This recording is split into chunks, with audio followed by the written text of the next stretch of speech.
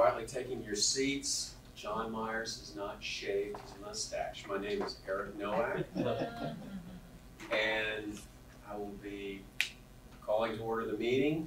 Welcome you all here. Please enjoy the sandwiches. We certainly have extra. We have extra chips and extra Coke and all kinds of stuff. Don't be afraid to get up and grab it whenever you want to. To start off, I'd like to we'll kick off the meeting with a salute to the American flag and the Texas flag. Richard, could you do the U.S. flag, please? Oh, y'all please stand as we acknowledge our freedom and liberty. I pledge allegiance to the flag of the United States of America and to the republic for which it stands, one nation under God, indivisible, with liberty and justice for all. For the Texas flag, Charles, could you help us out? Honor the Texas flag. I pledge allegiance to thee, Texas, one state under God, one and indivisible. Thank you very much. Amen. Amen. And on that note, for tonight, since I was a little bit inspired by looking at my computer all week, I'd like to do the invocation. You'd all bow your heads, please. Dear God, we come to you so self-assured and yet so in need of quick answers. We are frustrated by our own questions about the unnerving societal changes that are hurtling at us within and outside of our county and our country.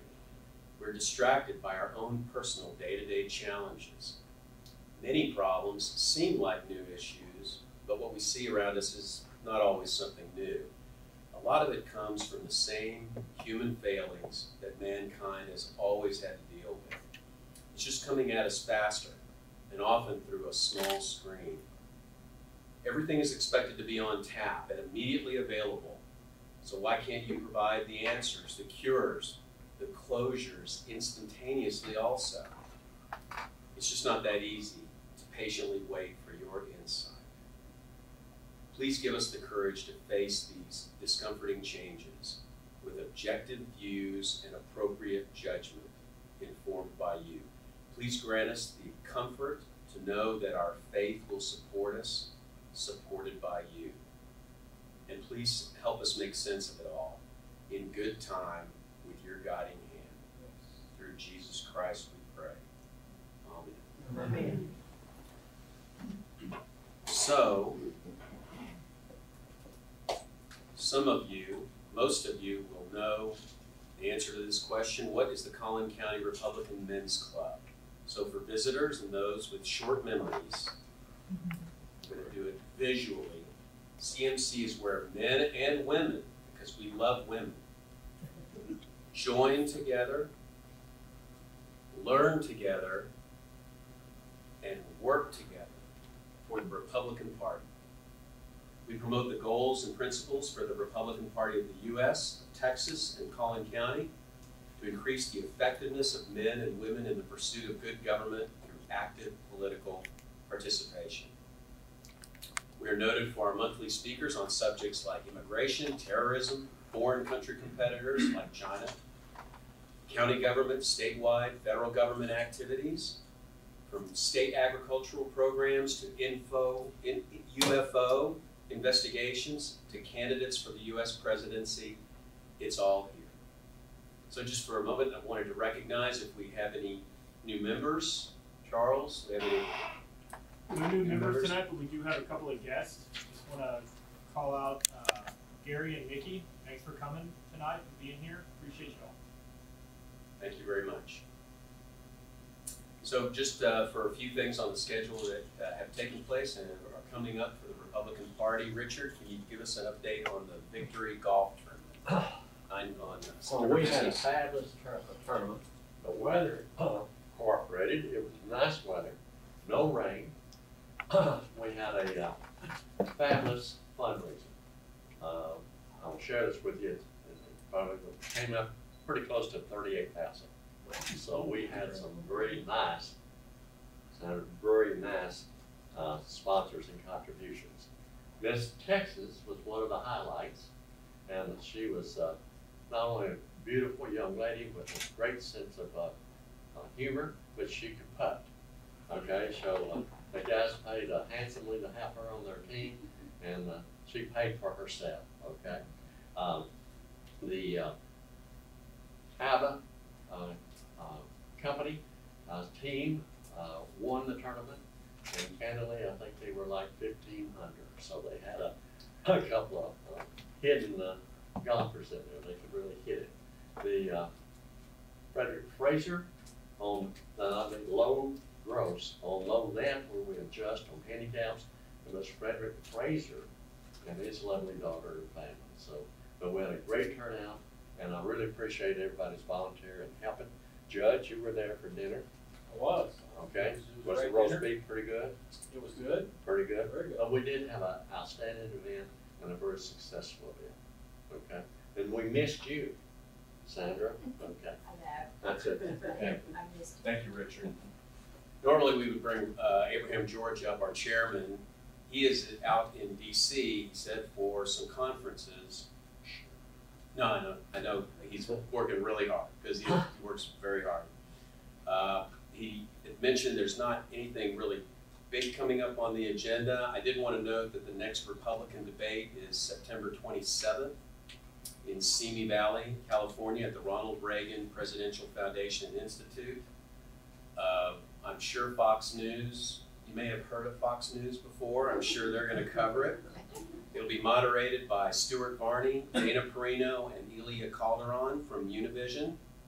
It's likely to be Florida Governor Ron DeSantis, former Vice President Mike Pence, former UN Ambassador and South Carolina Governor Nikki Haley, U.S. Senator Tim Scott of South Carolina, biotech investor Vivek Ramaswamy, and former New Jersey Governor Chris Christie. Our own Ryan Binkley, he's been hitting the trail. I looked online, he's been hitting the trail in Iowa and New Hampshire.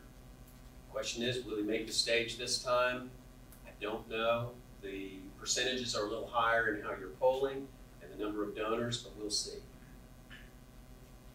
Hope you've all enjoyed the barbecue. And so if we don't have any other new business or announcements that need to be made at this point, I'll just go ahead and turn it over to our the introduction of our keynote speaker. Richard's going to do that. Thank you, Richard. And I'm filling in for Mark Rutledge. Yes. He's also out. He's also out. Okay. How many of you live in McKinney? Just Wendell. Okay. John. Okay.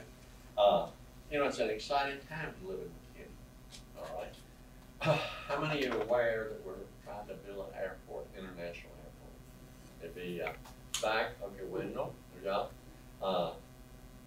Let's just say it's replaced his left field. Okay. Is that close enough? Is it? That's a big task. Barry, you can go and tell me that, but you know who bought all the land and planned for our airport? Now this is 19th hole, so you know you don't know if it's all truth or not. But Ross Perot, and Ross Perot owns a large percentage of the land that we're going to be utilizing for the expansion of the airport. You don't know if that's a true statement. No, there's some. Okay. Well, I would think the property ownership, but yeah. At the 19th hole, it was Ross Perot, okay, and his wisdom. So, our gentleman this evening, you know, George Fuller's a damn good mayor, we got some good councilmen, but they're only as good, Chuck, as the people who direct their efforts, and that's normally professional staff.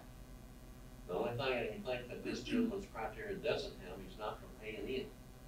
You know, Brigham Young, Wendell, are you sure that's right? Brigham, it's not in Texas? Wendell, it's not? I think you said something like, I'd rather, Okay. I think you said something like, I'd rather go to Elton, Texas or something. Public administration, I will tell you about our guest, professional, extensive background in long-range comprehensive planning, using public input for city codes and planning. Now you're going to have to help me here. American Institute of Certified Planners, you hold that degree, and also the American Planning Association, okay? And you have worked in McKinney, let's come over here, from when did you start, young man? Barry, This is 2007? I actually was there 2001 through 2007, left, went to the great city of Saxon, Texas, and then went back to McKinney in 2012. Now, Saxon, anybody been to Saxon? You know, if you blink, you'll miss Saxon. Okay? And the second biggest problem is learning how to speak the word that the city title. But you were out there for how many years? About 4.5 years. 4 years, okay, 4.5. We are blessed, I use this term, to have such a talented man and an energetic man. And we're going to talk about the future of our airport and what it all is involved. It's supposed to bring forth about $1 billion in income. That's massive growth. Okay, so Howard, you want to know if you can go out there and get on a plane and go see your grandkids. Okay? With that, and I mentioned one more thing here, Barry. Yeah, 4 sons. What are their ages, sir? Oldest is 23, all the way down to just turned 15. Oh, you have a teenager. I have only one left at home. Thank God it's almost over with, huh? Okay. Barry and the lovely wife. Yes, very And what's her name, sir? Amber. Amber. All right. She Sir, is from Texas. will you come and tell us about the future of our airport here in McKinney? Absolutely. Thank you. Thank you, sir.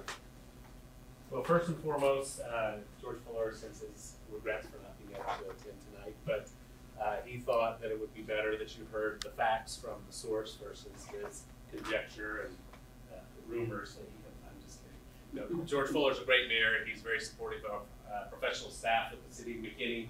He does a great job leading the community, but he thinks very big. Our current council are big thinkers. They are looking to the future. Currently, McKinney's 215,000 people. Depending on annexations over the time, it could grow upwards of 350,000 people. So a lot of room to grow. If it's not in McKinney, it's going to grow outside of McKinney.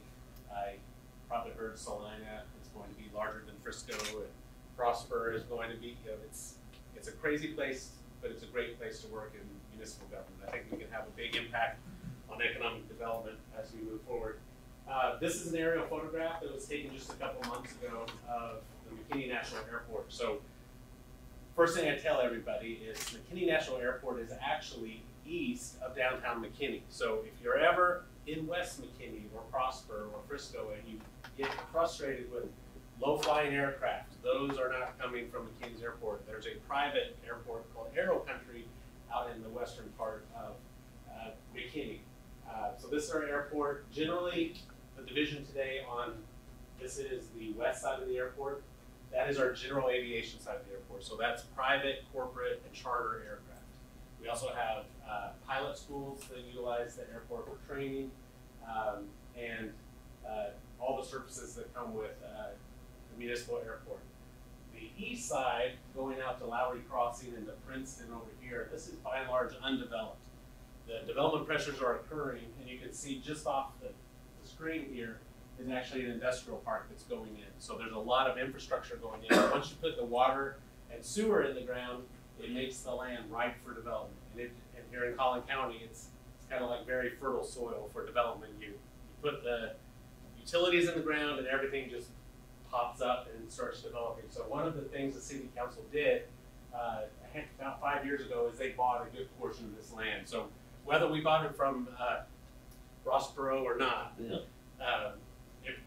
he may have been an investor out here. A lot of the properties are owned by LLCs and corporate entities. We don't always know who's behind it. So that's where the airport sits today. There we go. So just a couple of things on the timeline of McKinney National Airport. So 1979 opened as McKinney Municipal Airport, and it had a 4,000 linear foot runway. Over time, we lengthened the runway. We got it all the way to 7,000 feet in 1993, added our air traffic control tower in 96. Fire Station 4, this is a big deal for us. It's actually a city fire station, but it's located immediately adjacent to the airport. So it also provides fire and emergency response to the community, but it also has an ARF, or Airport Rescue Firefighting truck there. So we can provide for full fire service from a municipal fire station. We do have 24-hour customs, so a lot of our corporate entities that are located at the airport, they fly internationally. As they come in on their private or corporate aircraft, they have to go through customs just like any passenger would at DFW. We expanded the fuel farm. 2011, we built the current air traffic control tower, and 12, we actually built a whole new runway. So it's 7,002 feet. That's what we were just looking at here in the picture. Whoops, wrong way. 7,002 feet. This is the old runway, and this was the new runway that we recently expanded. And then, of course, the things that we've done since I've been back in McKinney, one thing we did is we took over the fixed base operations at the airport. So on the corporate or general aviation side of aviation, you have your FBOs. So those are the private entities that provide fuel services, lease hangars and office spaces, and they provide other services. So when you pull up, the guys who come out and tow the plane into its hangar, those are City of McKinney employees. And then in 2008, we approved the current master plan, which looks just like this. So the current master plan is set up to show an ultimate build out of the airport. So in 2018, this is what it looked like. It showed 2 parallel runways. It did show a commercial terminal on the east side of the airport. And the reason we design all of this and we show everything is in order for things to be federally eligible. So the FAA has a lot of grant money that can go towards aviation projects, but it has to be shown on our master plan. If it's not on the master plan, it doesn't qualify. So we have to update this periodically to show our current growth and our future plans. A couple things about McKinney National Airport. So the business model, it's a national general aviation reliever airport. So it's part of the national airport system. We are one of just a handful of national airports. So we're not international. We don't have commercial flights flying internationally. So here it says we include all kinds of aeronautical activity except scheduled air carrier passengers. So we don't have Southwest or American or United flying from our airport today, but we have everything else from corporate and charter flights to life flight helicopter services. We recently relocated the Department of Public Safety aircraft from Mesquite Airport.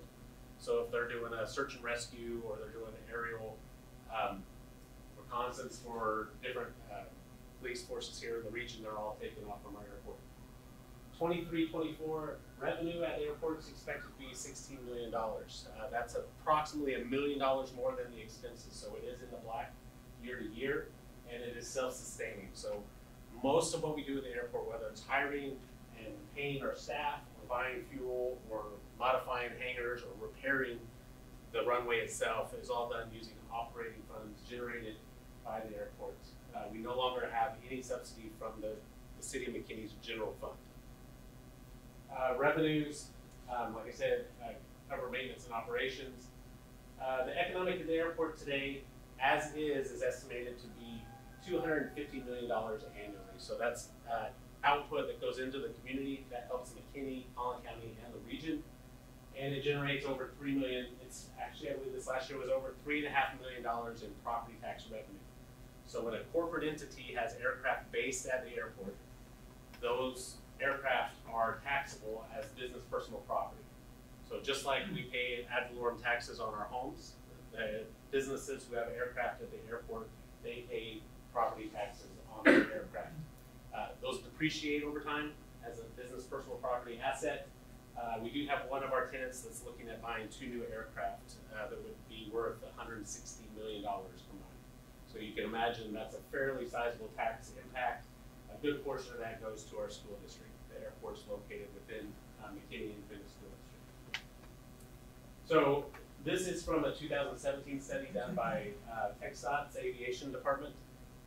And the way they look at the economic impact is a combination of direct jobs, direct capital improvement impacts, construction jobs, and then visitor impacts. And so back in 2017, it was $212.7 million of annual economic impact for the community. And then this is the ad valorem chart, so I won't bore you with all the numbers, but looking at 22, 23, you can see the amount of money coming into the City of McKinney budget revenues. MISD $2.3 million, and then the county and the community college as well, based off their tax rates. So $3.5 million in property taxes paid from the airport.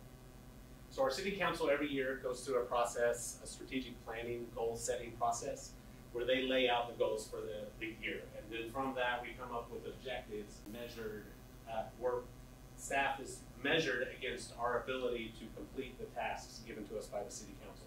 So there's what we call 6 pillars of their plan. Every year, these are pretty much the same. They will reword them somewhat. Strategic and economic growth. In McKinney, growth is our #1 concern. We have to be able to manage growth to provide the type of community that our citizens desire. Operational excellence. So we want to provide services as well, if not better, than any other community does. So we strive very hard to provide the services to the community. And then #3 on the list is maximize the development potential of McKinney National Airport. We also have financially sound government, enhancing the quality of life, which are more parks and recreational, and their goals. And then, of course, safe and secure community. We're one of the safest. I believe this year we were #2 safest city in the United States of America, with a population greater than 100,000. So we are a very safe community. Our police and fire do a great job. So kind of diving into the airport, which we're here to talk about, this is an example of one of the goals with objectives. So 3A is implement initiatives and strategies, including public-private partnerships, to attract and expand corporate and commercial aviation, including the viability of passenger service. And then they come up with a bunch of things, which I was looking at this today. This is our deadline month, so we've got to try to check as many of those boxes by the deadline. But the key here is that they want us to maximize the benefit of that airport to the community. So that's benefit in terms of convenience for our citizens, but also benefit for offsetting some of the property tax obligations or burdens felt by our homeowners. So that is a goal that we have every year, and at the end of the year, we're measured against whether we can attain those things. They also came, I won't read through this, it's a lot of text, but they also, in 2020, came up with guiding principles for the airport. So these are important to us as well. And the key one to me is that we want to use a competitive, fair, and transparent process for the provision of new services at the airport. As a part of the federal aviation system, we cannot pick and choose who comes to the airport. So we could not say, hey, Toyota, welcome to McKinney National Airport. Raytheon, I'm sorry, we don't want you here. We can't pick and choose between the operators.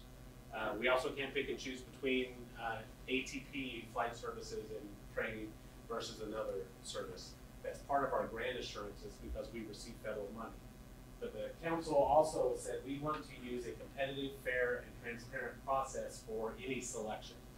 So what does that mean? If we are going to build a hangar, if we're going to modify the runway and extend it like we just did, or we're going to do a commercial terminal like we talked about, we're going to use a competitive process to select our partners, our construction companies, our vendors that do that, so that we offer that opportunity for anyone to come and prove to us that they are the right person for that service. But generally, these are the goals, or the principles we use as we move forward at the airport. So let's talk about McKinney National Airport. Downtown McKinney, I know many people have come here. Actually, it's Oktoberfest this weekend, starting tomorrow, just a little plug. It is actually a tremendous festival in downtown. It's a lot of fun. But just kind of southeast of the airport, this is our runway. It just Monday morning opened with a new 500-foot extension. So we went from 7,000 feet to 7,500 feet. And we are about to start a 500-foot extension on the north side. So we'll have an 8,000-foot runway. A lot of people ask me, why are we extending our runway?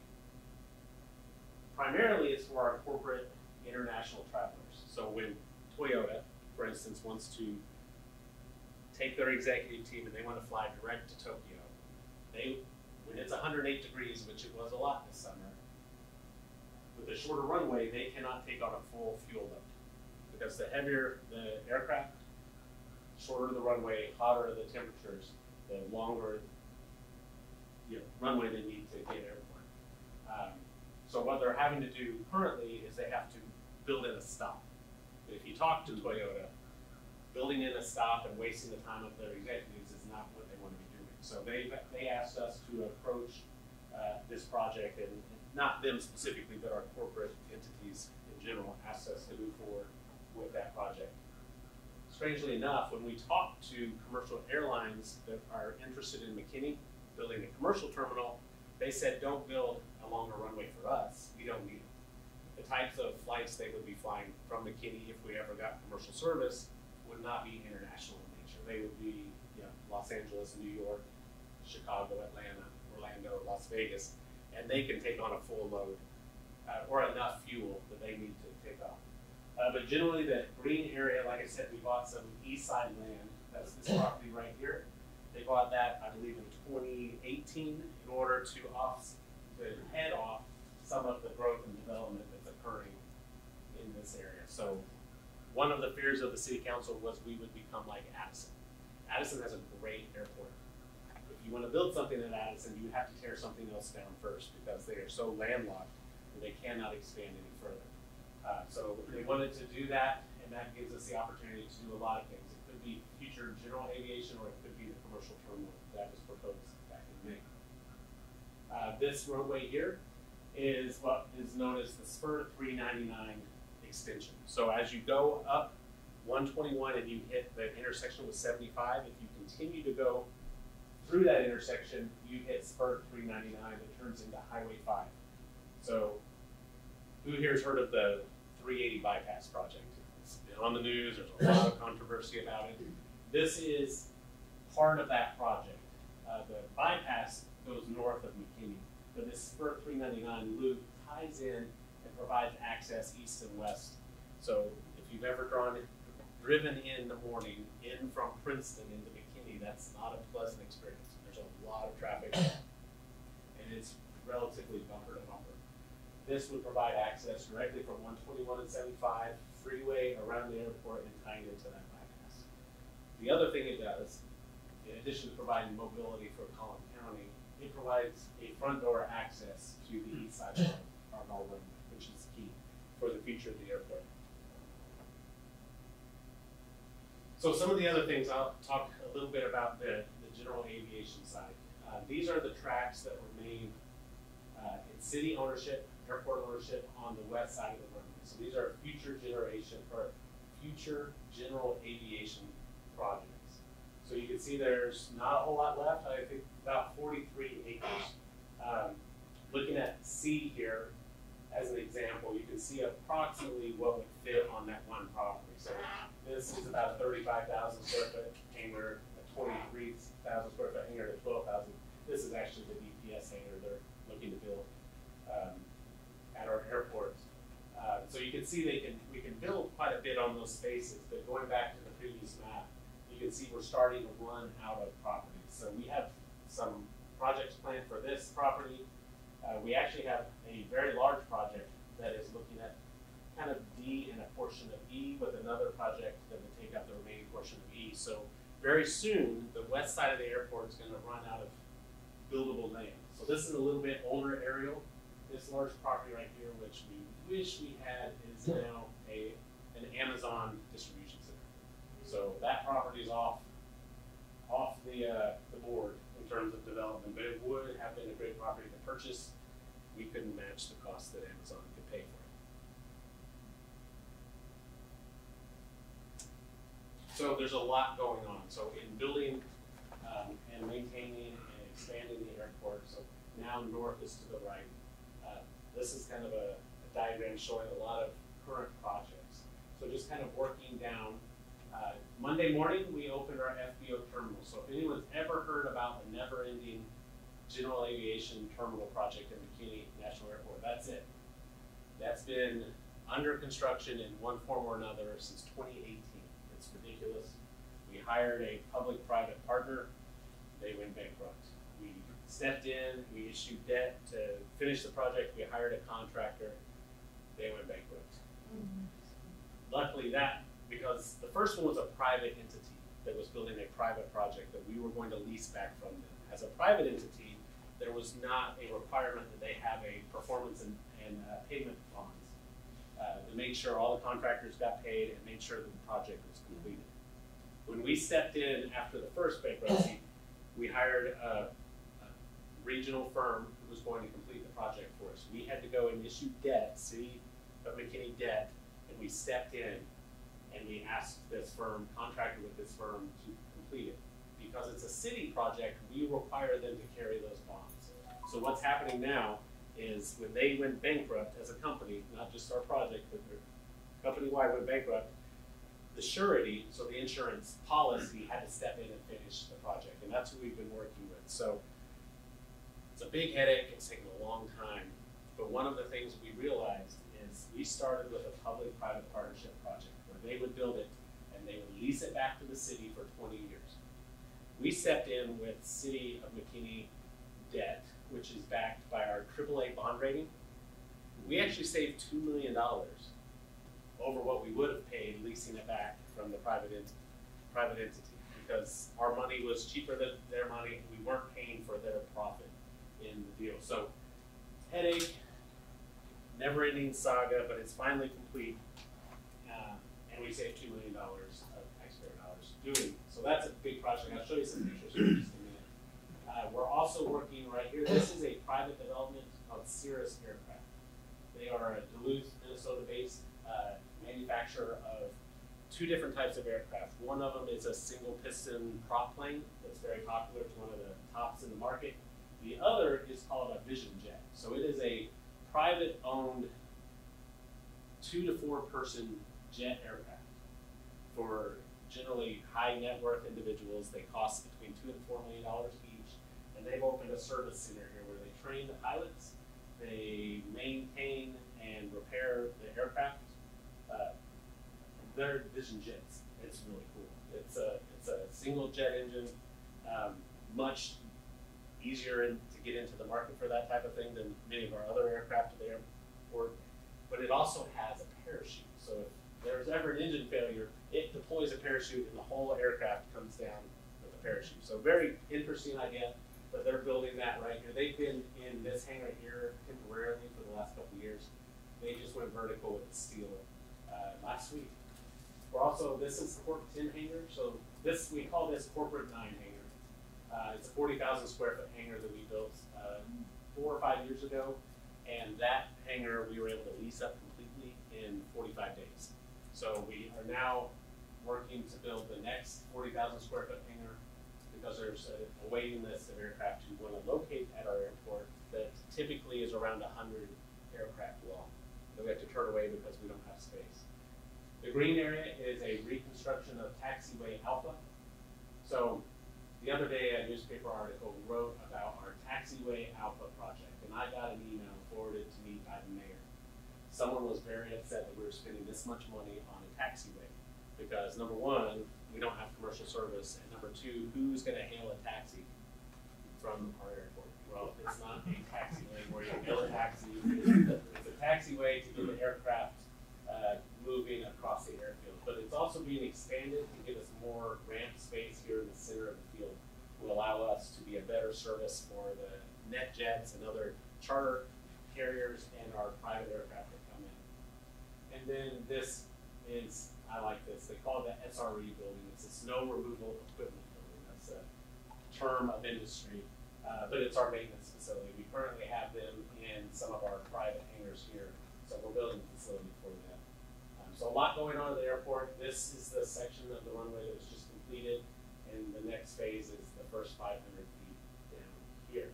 So I'm going to look at them a little bit more in depth. So our FBO terminal. So all those headaches and all those years, we now have a first-class FBO terminal. At many airports, the FBO terminals are private entities. So if you go to Love Field, they probably have 3 or 4 or 5 fixed base operations there. Some of the private entities are called Millionaire, or I'm trying to think of their names. But they offer these types of facilities to get corporate and private aircraft to choose to use that facility. So we moved from a, I'll just call it a very dated facility into a modern facility. It's beautiful. It just opened Monday morning. Very excited about that. And we're looking to attract even more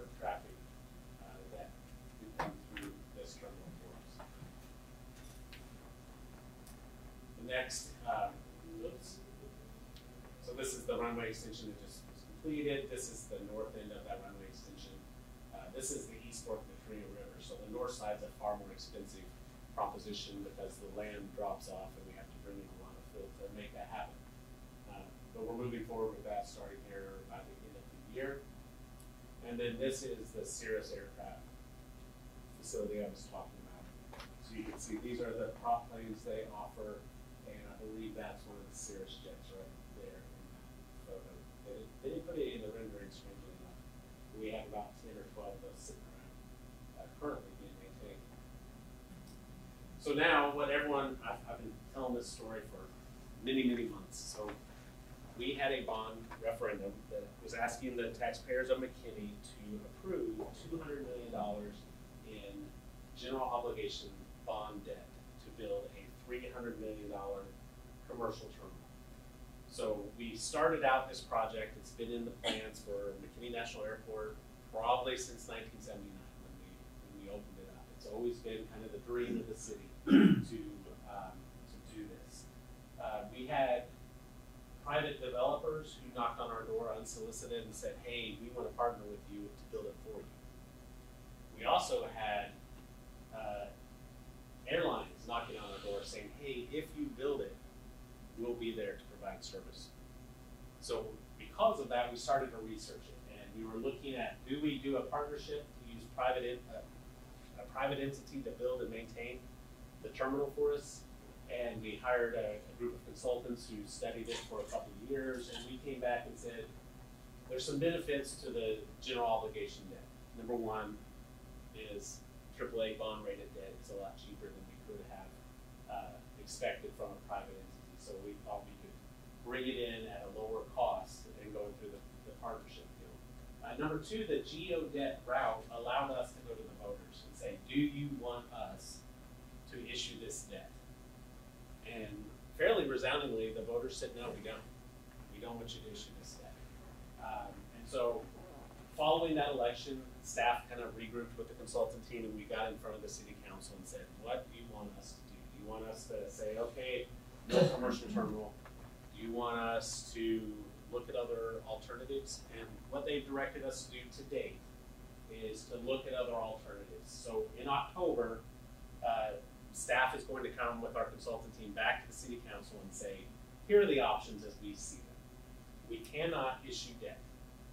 So state law in Texas, if you have a failed bond referendum, you cannot use any property tax based or backed debt to do that thing. So if we say, hey voters, we want to build a city hall, please vote yes, and they say no, we can't go use another debt instrument backed by property taxes to build that.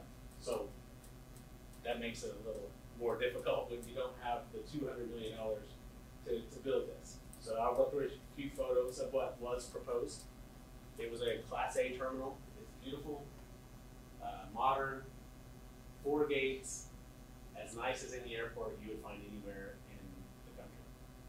And the council that served on our design committee, that's what the intent was. They said, we see McKinney as a first-class city. We see Collin County as a first-class community as a whole, and we want to build a terminal that reflects that. And we think if we build that, we will have the airlines that we want to serve our airport knocking down our door to be there. So the citizens said no, and so some of the options that we are going to propose to them in October would be, maybe we don't build a $300 million terminal.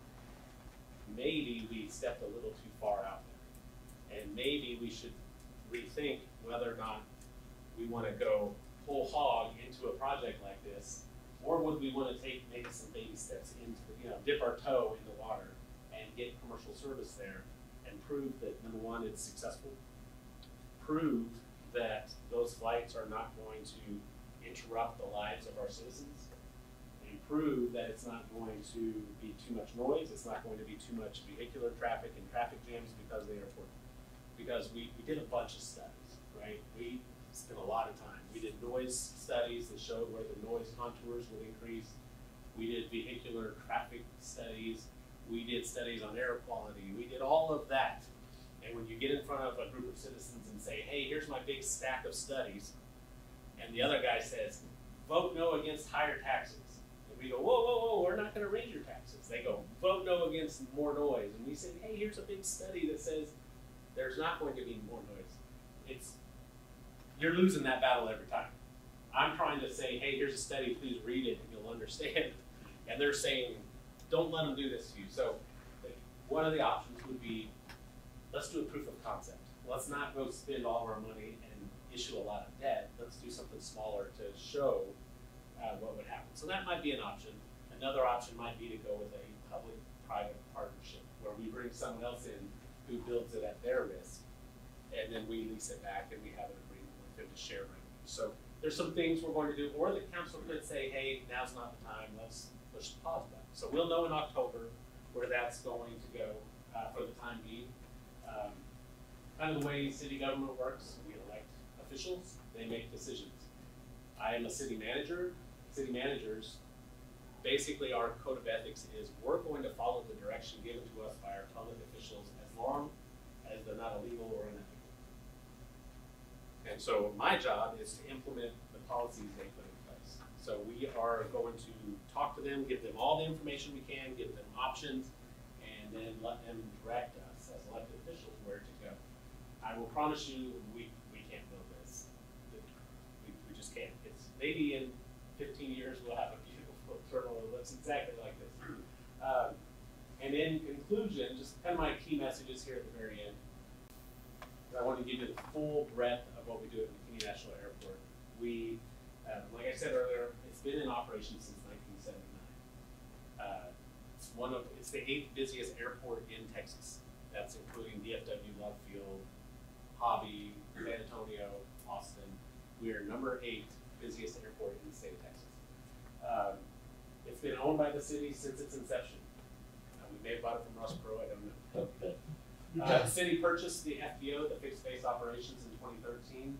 At the time we bought it, we were subsidizing it to the tune of about $600,000 each year. And as we filled up the hangars, we started selling the fuel, we took over the marketing, we went and attracted more business to the airport. It's today at over $1 million annually in the black. The airport is a major economic engine for McKinney, Collin County, and the region. As it is today, it's a major driver of economic impact. If we were to expand it on the GA side, that would help. If we went more commercial, that would also be a benefit to the region. And then general aviation is very successful. The demand is high, and like I said, we can barely keep up building hangars to accommodate all the aircraft. It's funny, we have one of our tenants that has a beautiful corporate hangar. It has office space, it has covered parking, it's a beautiful big hangar. They want to go buy 2 new aircraft. Downside is they want to buy bigger aircraft that don't fit in their hangar. So they're looking at building new hangars that would open up and we could bring more corporate entities. So the airport's important to McKinney. I think it's important to Collin County, and that is whether or not commercial service ever operates out of McKinney. With that, that is my last slide. I will answer any questions that you might have for me. Are there any plans on expanding facilities for the general aviation? Or yes. So we are already building, like I said, we're building the next 40,000 square foot hangar. We are already planning for some other projects that I can't announce today because they're not done deals, but there's a likelihood that we will have some large other types of uses for training and education out there. We currently have, MISD has a great aviation program. If Mayor Fuller was here, he would tell you all about how the students at McKinney High School built an aircraft and he took the first flight. Don't know that I would do that, but he did it and he lived to tell the tale. But they do that, they build a lot of the curriculum around aircraft, construction, maintenance, and it's a great program, but we could see something much larger on a collegiate level as well. so are we talking about T hangars? So we do have some T hangars. Honestly, the T hangars, many of them are aging. They've been there for many, many years. T hangars essentially 2-sided hangars. So from this side you pull in, and your hangar is shaped like a T, so you can pull the aircraft in, like this, and then from the other side, this one pulls in like this, and they're almost like zippered. They're typically smaller for private aircraft. Those are 100% full today. Then we have a little bit larger 60-foot hangars that are being built, and then we have some private entities that are constantly interested in building more what I would call condominium hangars. Most of the hangars we own and we lease, but the condominium hangars, we lease the property to an entity that builds the hangars, and then they sell those condos out to entities that own aircraft. So we're looking at everything from the smaller hangars to the larger corporate hangars, which are big boxes that you can stack, 12 or so aircraft in. So we're looking at all of those on the GA side. Mr. Shelton, can you address the organizational structure? The airports out here has a board and a group. So our airport does not have an airport board. It did at one time. Yeah, so that's been dissolved then. It The was board has dissolved. been dissolved. The board was dissolved, I believe, in about 2012, 2013. Okay. So right now, the airport staff are a department of the city, and they report to the city council. So the city is operating the airport. Yes. We are the airport sponsor, so the airport itself, the runway maintenance, the mowing of the grass, the changing of light bulbs is the city. But we also own the fixed base operations, the FBO, so the city is also selling Jet A fuel. Okay. Avgas is our provider. We also, the line service techs that, come out and unload the luggage and tow your aircraft off, those are also city employees, all the way down to the customer service reps who are in the terminal who help you book services. They are also city employees. It's a little different. Sugarland's a similar setup where the city kind of owns and operates all of the services. What's the general time frame for completion of that runway extension? The north runway extension is planned to be under construction around January. I will tell you the full story very quickly. So we had a planned 1,000-foot extension here, and all of this fill had to extend way out over here, and because of all the fill, the cost went up to some ridiculous amount. So we just recently made the decision to shorten it to 500 feet on the north end. And so we're redesigning, and it should be bid probably December or January. Is breaking ground starting in January, after that? It's about a year process. And what they do is, so these, you can see one here very well, but there's striking on the runway, like right here. It's called the threshold. So that lets the pilots know where to land. While we're constructing the south side, we had to move that threshold way up here and shorten the runway because you have to have this safety zone to allow them to work while aircraft are flying overhead. So on the north side, we'll do the same thing. We'll move the threshold back, we'll construct up here, and then once that's done, we'll repaint the threshold in its original place. In a second. Yes. What kind of guardrails or screening processes in place to ensure that some of the operators or groups that might be bringing in avionics or electronics don't have ties with some communist Chinese entities? Yeah, so specifically the Cirrus aircraft that we have out there, it is a Duluth, Minnesota-based company that was purchased by AVIC, which is a Chinese communist country-owned aviation company. So they are a subsidiary. So in all of our contracts with them, their leases, their ground leases, it basically says if they are ever placed on the U.S. government's list of businesses that we cannot do business with, even though they were born and raised in Duluth, Minnesota, they no longer are eligible to operate our airport. So we had to put that in all their agreements. For instance, if China were to go into the South China Sea and start harassing Taiwan to a point where the U.S. government says, that's it, a bunch of U.S. companies that are owned by Chinese interests would probably be kind of blacklisted at that point, and we would have to kick them off of our airport. So we do the background and we put it in all of our agreements with companies under that kind of, very good question, because that is a very hairy situation for a lot of companies. Yeah, it could be infiltrating, getting some of their back-end hackable components and spreading it into there. Yeah. We're flying it around and then, oh, hey, we want that plane. Yeah. Yeah, it is a very hairy situation. Is revisiting the bond election an alternative? So we cannot propose a new bond election for 3 years.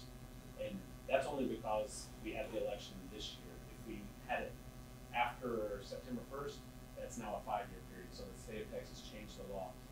It's an effort, and I fully understand it. So we don't ask the voters and they say, no, we don't want to do that. And we go, how about now? How about, and we just sort of feed them into submission. So it is a 3-year wait before we can present it again. For another bond election. And But then if it fails, it's another 5 years. then it's another 5 years, yes, sir. Was it a relatively close election? Not really, no. It was, I can't remember it was like 59 to 41 or something like that. It's about 60-40. But like I said, so I don't get to play politics. I can go out and I can go give information like I'm giving you. It's up to political action committees to set up and put signs out and go tell the story. But like I said, there's a lot of misinformation put out, Charlie. Okay, a lot of misinformation put out on the deal. Yeah, like I said, their sign said, vote no against higher taxes, more noise, basically destroying our life. And I will tell you that we were not going to raise taxes. In fact, we would be able to lower our taxes even though we issued that debt. But when the sign says we're going to raise taxes, and I can't stand out there next to the sign and go, that sign's wrong, guy, trust me, I'm from the government, I'm here to help. Then people walking into the polling place are going to say, well, yeah, I don't want to pay taxes, so they would do that. Are you able to share with us what commercial airlines approached to help? I am not, and I wish I could. That would have helped a lot. When we're negotiating with airlines, because they see their future plans as top secret. They don't want their competitors to know what they're doing. Right now, we do have one airline in particular. They would be out there today if they could. Like, they would roll out there with a circus tent and have that as their terminal if we would let them. They are very interested in being there, but I cannot say who they are. And then we've met with 8 different airlines, and that's from the American Deltas, Southwest, Uniteds, all the way down to the low-cost carrier. So we met with all types. There's a lot of interest. There's one that would be there today. So 2 questions. If you could go back a couple of slides, you had something else on the north side. Yeah, so all the blue, Okay. so those additional roads, because I can see the runway, Yeah. but So this is an existing little country road, Inlow Road, that goes around the airport. That's what this is. It would have to be extended to keep that connection. We would likely close it for public use, but it would still be a fire access lane to make sure our fire trucks can get to this part of the community. But you can't have an open street. These are the landing lights. landing lights, and then the Y one. This right here is drainage structure. So as we went closer to the creek, or the river, it's a Texas river. I'm from back east where our rivers are much longer. But the east fork of the Trinity River, we were getting into some drainage issues. We were going to have to buy over $3 million of wetlands credits because we were disturbing protected wetlands. So that's what that is. So the other question is, in terms of proof of concept, why not let that airline come in with a circus tent and run it and make the money and show that it works? The biggest expense are the elephants. I gotta tell you, setting up a circus tent is not cheap. Just I kidding. get it. But that is one of the options we'll be presenting. So after we talk with the council, there will be an executive session discussion, and then we will go into the session and kind of say, because they can't make decisions in executive session. They can only learn or negotiate deals with like airlines that don't want to be made public. But they'll have to make decisions in public session. But after, I believe it's the October 17th meeting. I will tell you, this is a personal frustration I'm going to share with the group. We were supposed to meet this Tuesday to have that discussion, but we got bumped off the agenda. I'm not angry, but we had to push back. I would have had better answers for you. Just real quick, since you're in the black right now, and that's great. I thought on one of the slides you mentioned, I thought you said federal tax grant or federal. Was that during the building? Or? So today, as a general aviation airport in the National Aviation System, we have what's known as entitlement funds. Entitlement funds are funds that you just get every year from the FAA and federal grants. Right now, for a general aviation airport, it doesn't matter if you're the 8th busiest airport in Texas or some airfield out in West Texas that has 3 flights a month. You get, lately it's been a little bit more, but about $250,000 a year. We use that money to maintain runways and seal cracks and change light bulbs. If we become a commercial carrier airport and we have 10,000 flights a year, it's a very small amount, we would be eligible for probably $3 to $4 million of entitlement funds. Those are just dollars that the federal government distributes to the national aviation system. Beyond that, there's a couple programs. One is the AIP, so it's the Airport Improvement Program. That's a grant, they have a pot of money that they allocate with the transportation bill, and then that's competitive. So if we were to build a taxiway, they would be eligible for up to 90% reimbursement from federal funds. If we were to build a terminal, it would be eligible for up to 50% reimbursement. Doesn't mean we'll get it, we have to compete for it, it's very competitive. But we do think, especially on the airfield side, the taxiways, the runways, the connections, the ramps, or the aircraft part, those are all very easily funded through federal grant funds. So we have to fund it in advance though. So when we were saying that $300 million terminal, we had to fund it, and we were expecting over the next probably 3 years once we start operations, of the $300 million, we might get between 50 and 90 million reimbursed, which would help us pay that debt down faster. So there's some benefits to being commercial. Number one, entitlement funds are better. Compete for the AIP funds, and then because of, and I'm trying to remember it wasn't the CARES Act. It's one of the more recent acts that was put in place like 2 or 3 years ago. There was a 5-year period for a program they called the ATP, Airport Terminal Program. That actually would provide funds to the terminal that were never there before and probably won't be there again. So we kind of had a window where we could qualify for some additional funds from the federal government. So we've been I was looking over here at some of the people that we visit in Austin and in DC.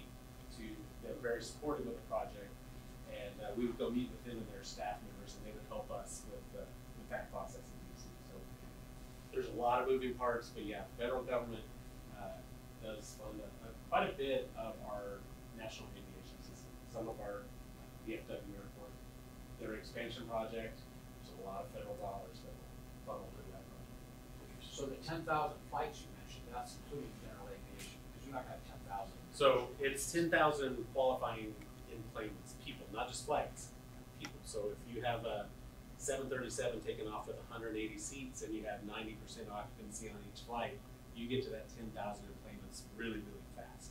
We don't typically track general aviation enplanements. So an enplanement is someone getting on a plane at your airport and flying away. Doesn't include the arriving passengers, but we don't track general aviation. It's typically 2 to 6 people in each flight. Are there any plans to increase the capacity of the roadways that go from south to the north? Because right now, as it is, I mean, 75 is intense. I just drove down it tonight. I was even going against traffic. I think. Yeah, so I wonder how are you going to be giving service to it? Yeah, so regionally in transportation circles, the big things we're going to do is spur 399 extension, but that only really helps once you get up to McKinney. And then the 380 bypass will help east to west, but 75 is going to be a problem. 121, I used to call 121 the miracle road. We all saw it get built, and it was 3 lanes each direction. You could go 80 miles an hour and never have to tap the brakes. It's no longer that. So the traffic is growing and growing, and will continue to grow. The Collin County projections from the county government, they went and did an estimate of how many people are going to live in Collin County. We're 1.2 million people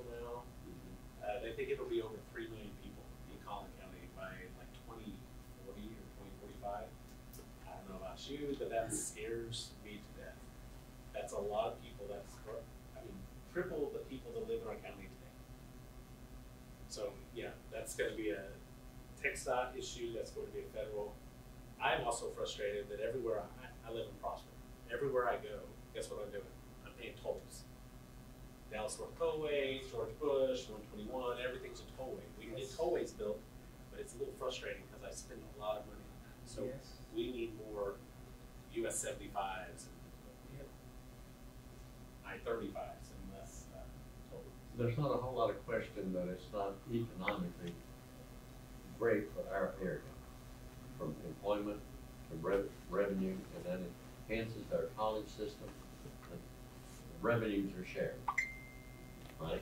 So the direct revenue, so this, we always want to be clear, any revenue directly contributed to the airport, so landing fees from the airports, the rental fees that because they rent the terminal space, the fuel fees, those have to stay on the airport. You can't divert funds from it. But all of the sales taxes and property taxes generated by based aircraft and people going through there and paying sales taxes, people coming through our airport, maybe layover, spend money, fly somewhere else, those would be given to the state, the region, and the city. All right, any lasting questions? Delor, how many hours you fly? How many hours you have on flight? Oh, I haven't flown in like that. No, how many hours have you accumulated? Like 250. Oh, I thought it was a lot more. No. Okay, I'm sorry I brought you up. My youngest son wants to be a pilot now, and so we were Googling what does an airline pilot make. So I don't know if you saw this, but American Airlines just entered into a new agreement with the pilot union. If you fly a wide-body aircraft, which means you have a lot of tenure, you've been there a long time, but if you're flying like a 767 or something to Europe or Asia, they can make $500,000 a year. Like, go forward, let's go. That's a good profession. So yeah, it's a great opportunity for well-paid job. You take Andrew out for that little stage situation. Oh, thank you. We got to print us Rick's state pass. Well, thank you so much. Okay. Thank you, great job.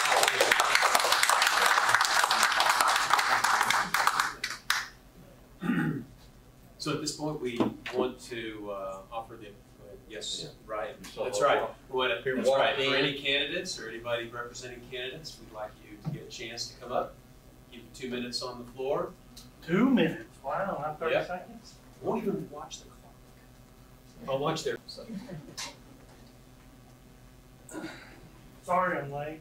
I got my real estate license and I'm never getting rid of it, so I had continued education today and tomorrow.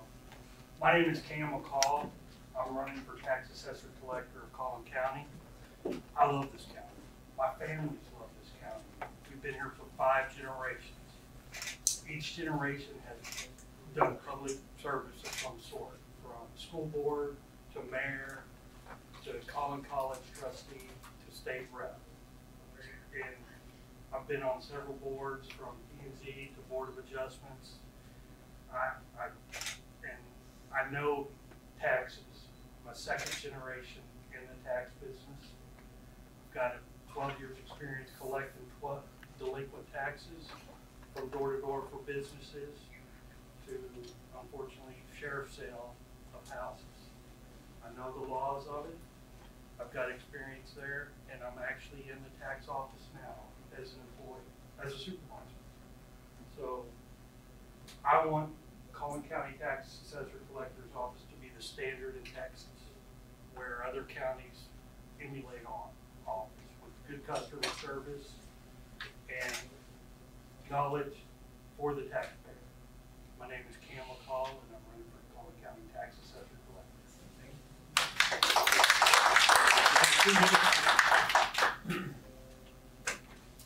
Anybody else? Thank you, Cam. So finally, the point that everybody's waiting for, could be worth millions of dollars. We'd like to do our door prize right now. I know you're nice to laugh. I'm going to say that until the dead. My favorite saying. It could be worth millions. Could be. So, Did anyone have a Charles? ticket? Anyone missing a ticket? Yeah, anybody missing a ticket? Yeah. Did you get it? Doubles our chance.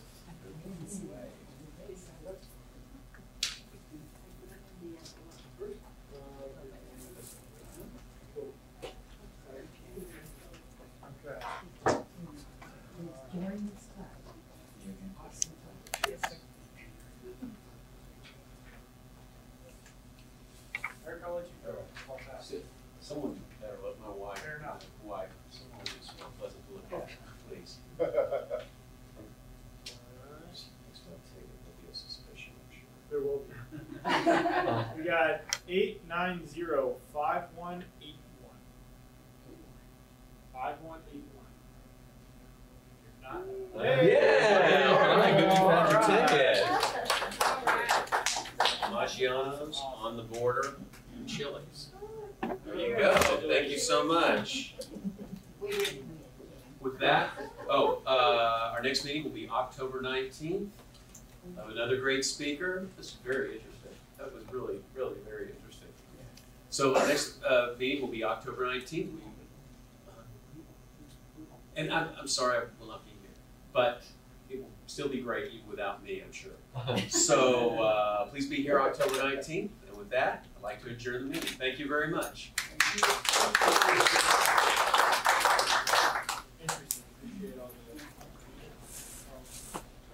Richard, They made it. are you the lucky person the people are supposed to? Yes, indeed. You remember that. I'm the lucky one.